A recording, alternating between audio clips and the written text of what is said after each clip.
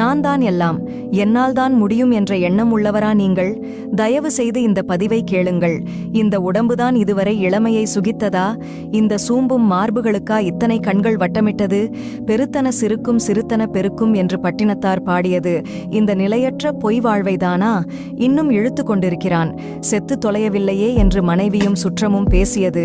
எனக்கு அவர்கள் என்னை 100 ஆண்டு வாழ்க என வாழ்த்தியது நினைவுக்கு வந்தது.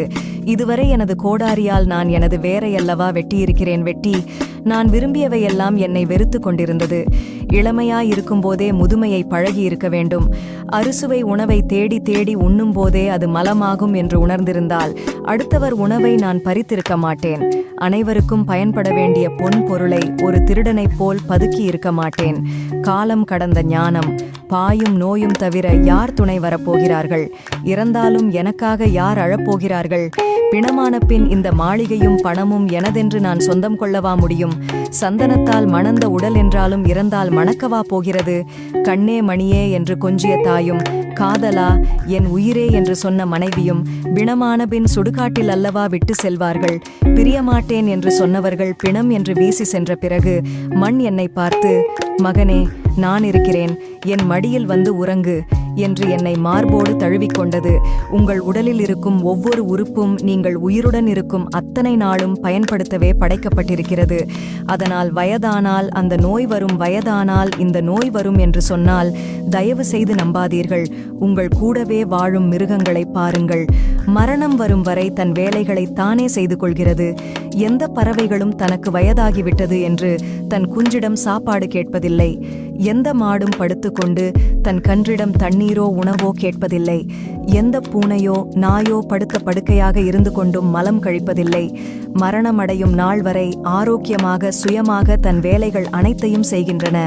மனிதர்கள் மட்டும்தான் வயதானால் நோய் வரும், இயலாமை வரும் என்று நம்பி அடுத்தவர்களை எதிர்பார்த்து வாழ ஆரம்பிக்கிறார்கள். நன்கு ஞாபகம் வைத்துக் கொள்ளுங்கள். முதுமை என்று எதுவும் இல்லை, நோய் என்று எதுவும் இல்லை, இயலாமை என்று எதுவும் இல்லை. எல்லாம் உங்கள் மனதிலும் அதன் நம்பிக்கையிலும் தான் இருக்கிறது. சிந்தனையை மாற்றுங்கள். ஆரோக்கியமாக வாழுங்கள். நீங்கள் எதை நம்புகிறீர்களோ அதுவாகவே ஆகிறீர்கள். நான் நான் நான் நான் சம்பாதித்தேன், நான் காப்பாற்றினேன், நான் தான் வீடு கட்டினேன், நான் தான் உதவி செய்தேன், நான் உதவி செய்யலனா அவர் என்ன ஆகிறது?